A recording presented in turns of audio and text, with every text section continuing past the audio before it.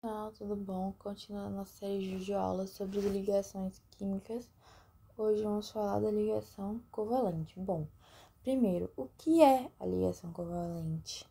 A ligação covalente é o tipo de ligação química que estabelecia via compartilhamento de um ou mais pares de elétrons entre dois átomos, de modo que ambos atinjam a estabilidade.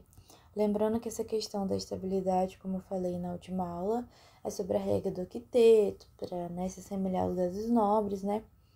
E na ligação covalente, os dois átomos compartilham igualmente os elétrons, não havendo processo de doação, recebimento, é o compartilhamento, né? Calma aí. É o compartilhamento. E como eu disse na outra aula, isso acontece por causa que eles vão ter eletronegatividades semelhantes, ok? Então, a palavra que define a ligação covalente para mim é o compartilhamento. Aqui, por exemplo, ó, o H2 se formando, vai estar compartilhando. A ligação covalente também é conhecida como ligação molecular, pois esse tipo de ligação química ocorre entre moléculas estáveis e neutras. Ok. Agora, mas na ligação iônica tinha os participantes. Quais são os compostos moleculares participantes? Vão ser a metal, semimetal e o hidrogênio. E nós temos também os tipos de ligação covalente. Primeiro, nós vamos ter o tipo da ligação covalente simples.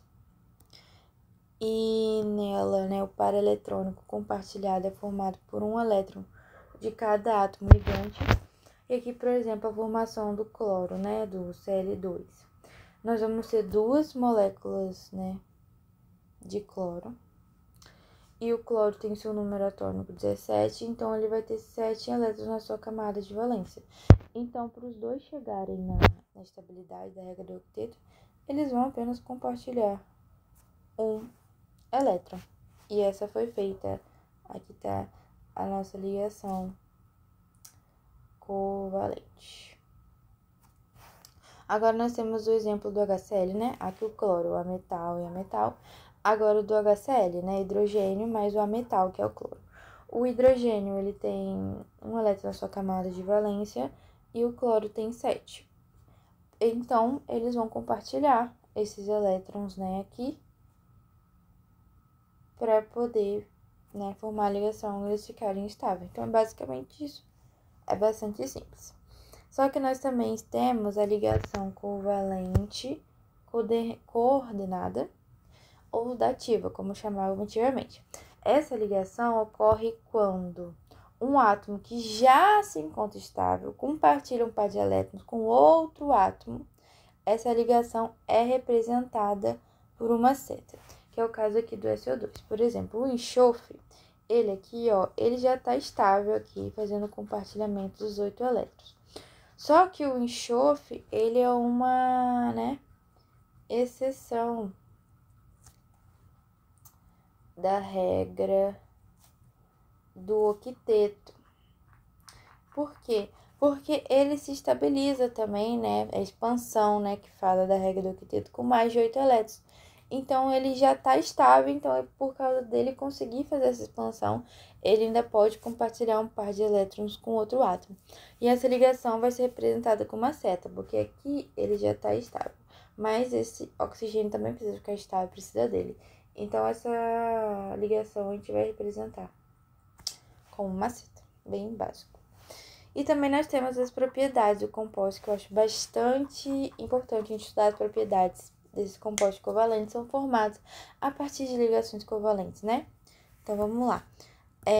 Na natureza, estes compostos podem estar no estado sólido, líquido ou gasoso, possuem baixos pontos de fusão e ebulição, são maus condutores de eletricidade quando dissolvidos ou derretidos com excesso do grafite.